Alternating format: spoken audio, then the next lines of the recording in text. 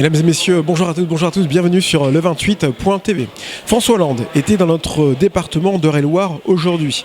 Le président de la République a d'abord débuté sa visite au commissariat de Dreux, où il est allé à la rencontre des policiers et il en a profité pour leur annoncer une bonne nouvelle, celle de l'arrivée de nouveaux matériels dès le mois de mars prochain pour tout ce qui concerne les gilets pare-balles, tout ce qui concerne les casques anti-émeutes et autres outils de protection pour les policiers de Dreux.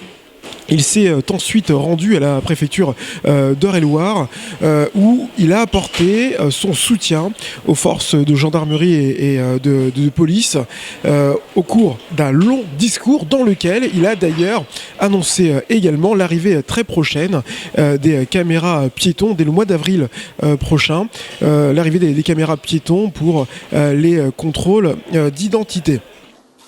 Il y a aujourd'hui une décision très importante qui a été prise, qui est mise en œuvre, qui est le déploiement des caméras piétons et l'expérimentation de leur usage systématique à l'occasion des contrôles d'identité pour justement aboutir à cette relation apaisée.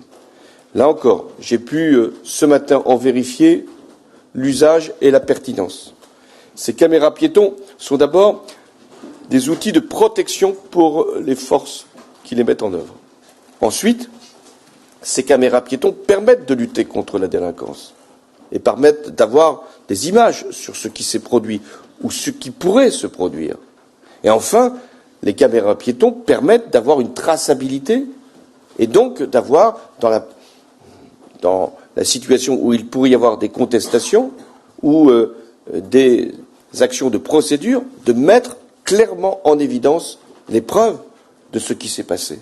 C'est le meilleur système qu'il puisse être possible de mettre en œuvre, puisqu'il garantit à la fois la protection du policier et en même temps qu'il garantit aussi la protection du citoyen et agit pour lutter contre la délinquance.